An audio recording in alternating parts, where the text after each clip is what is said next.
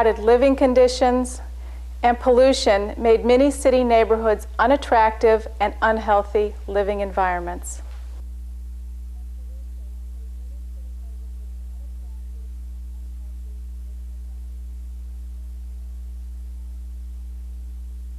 Moreover, our environmental laws were lax, and factories were often located next to residential neighborhoods.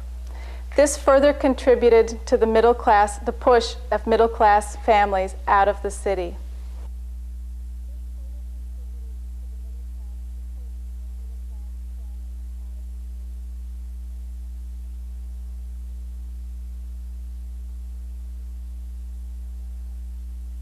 In contrast, the suburbs promised cleaner, cooler air and open spaces.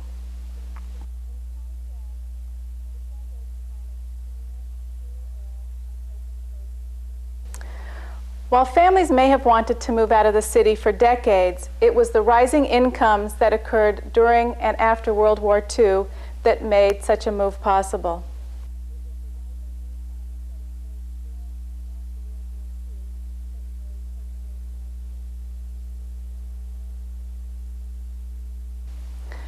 During the war, the economy reached full employment. Men and women alike went to work to support the war effort.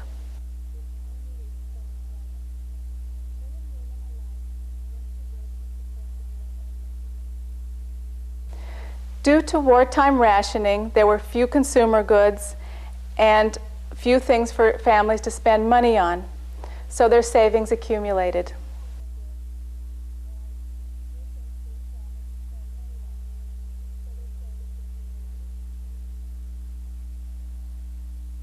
By the time the war ended, families had savings to spend on housing as well as other consumer goods.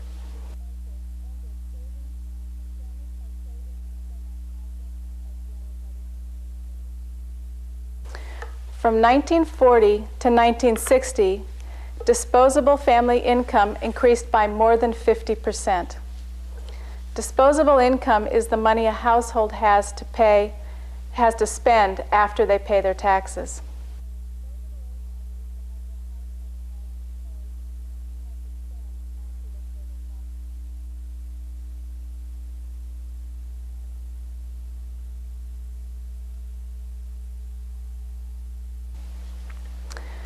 Families not only had money to spend on housing, but they had income to buy automobiles.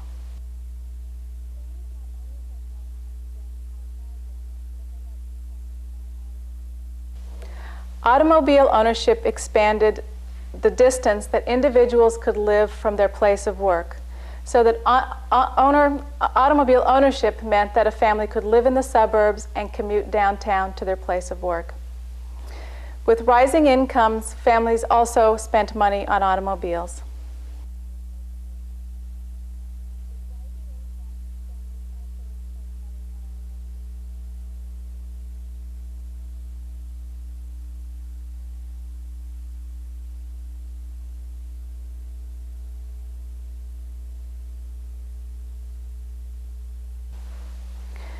During the war, men and women had delayed marriage and child rearing due to the war. And so after the war, a rising marriage and birth rate also contributed to the demand for new housing.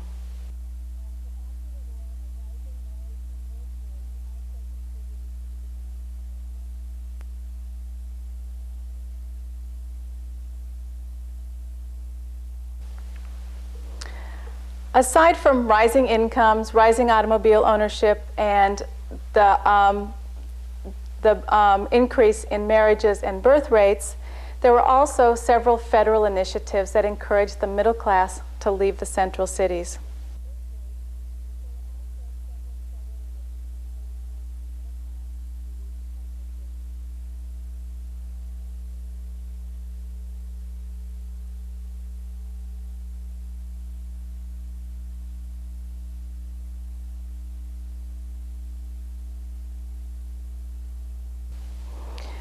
A first program was the Federal Highway Act. The Federal Highway Act put a tax on gasoline so that every time anyone buys a gallon of gasoline, they pay a tax. That tax was allocated to new road building, so that there was a huge pool of money to build new roads.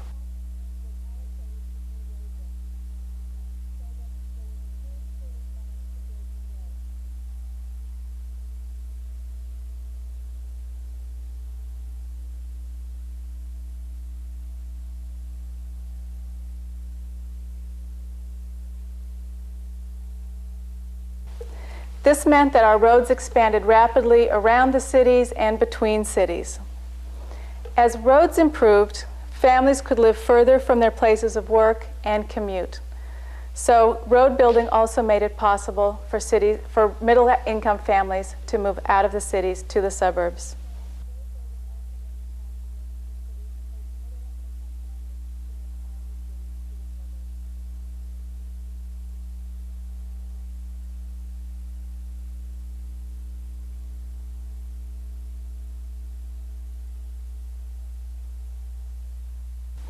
Remember during this time that employment was still centered in the central cities, so people were still attached to the central cities. They could live in the suburbs, but they had to come downtown for their jobs.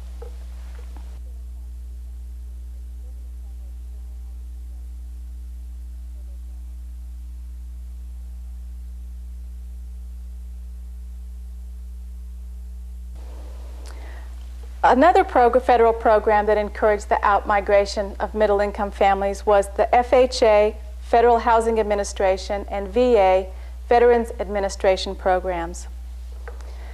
These two programs guaranteed loans that banks would make to homeowners.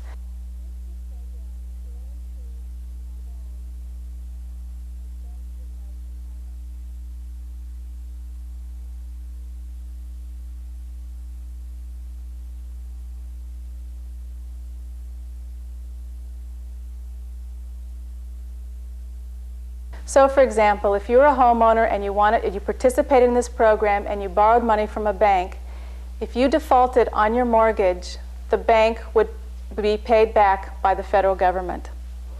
This made banks very ready to make loans for mortgages.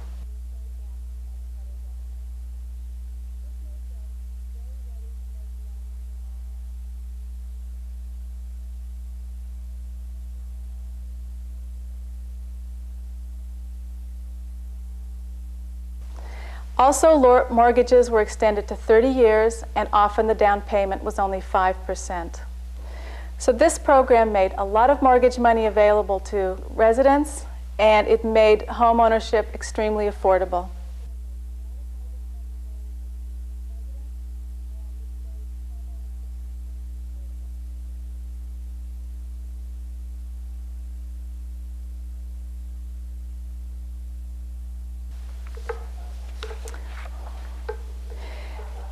Moreover, it's encouraged moves to the suburbs because it was in the suburbs that you could own a home. In the central cities, you primarily had to rent.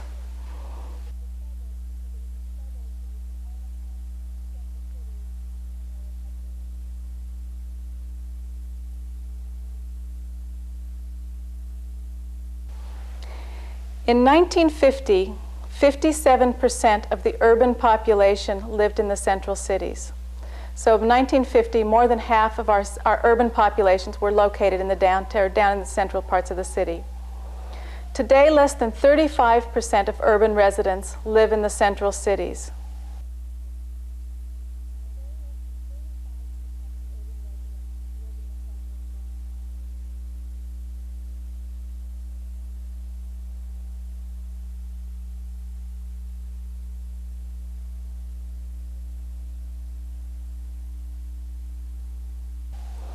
Moreover, the incomes of our central city residents, the average income of central city residents has gone down as middle-income families have moved out. For example, 16% of central city residents fall into the poverty category, while only 7% of suburban residents are poor.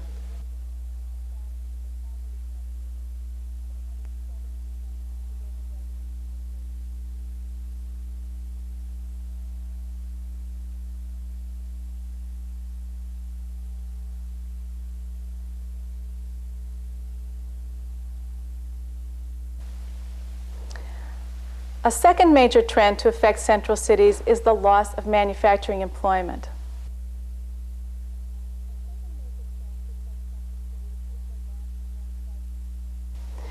In 1950, about 37% of manufacturing employment in urban areas was located downtown. By 1990, more than 60% of our manufacturing employment that's in cities is located in the suburbs, leaving less than 40% of manufacturing employment downtown.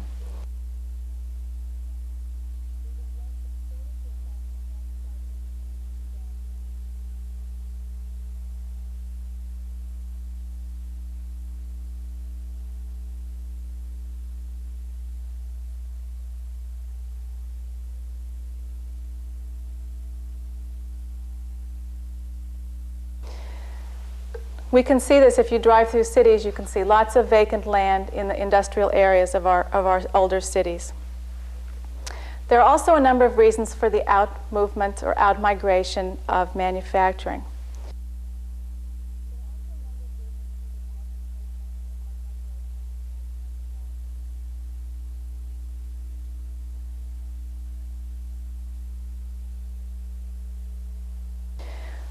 One reason is that plants began to move out to follow the labor force. As the labor force moved out to the suburbs, manufacturing plants often began to find shortages of labor, and so they moved out to follow the labor force.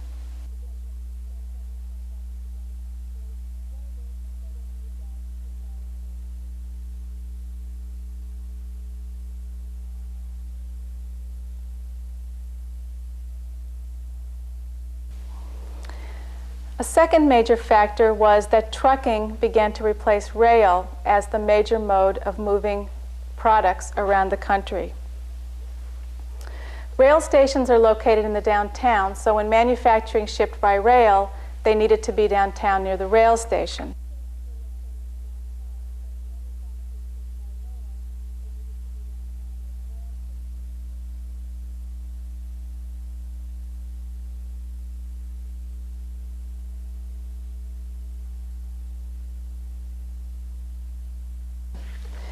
But as the highway system expanded and the internal combustion engine improved, more and more goods are now shipped by truck. The highway system expanded for the same reason I mentioned before in terms of households, is due to the Federal Highway Act.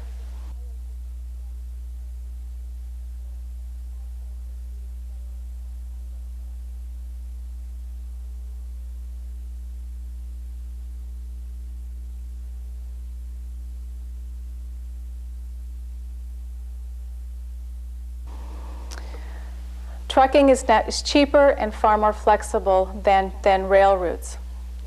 As a consequence, the new optimal location for manufacturing is on the beltways and on the highways on the fringe of the city. Trucks that have to get from downtown to out to the highway find there's a lot of congestion, and particularly during rush hour, and they don't like to be downtown anymore.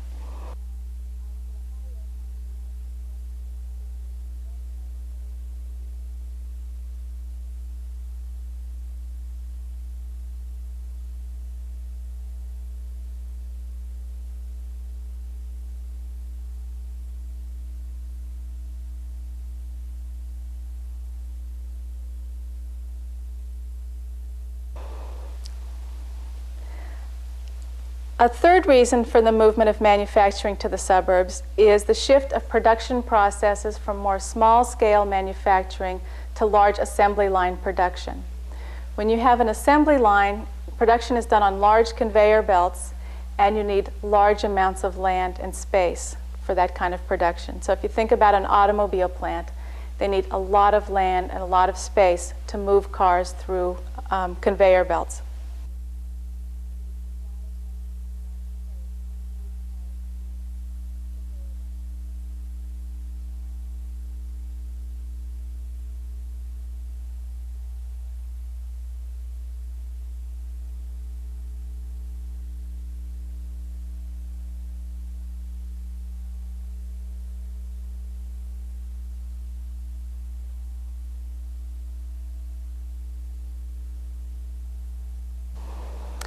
Land is cheaper on the fringe of the city, so that was another attraction for the suburbs.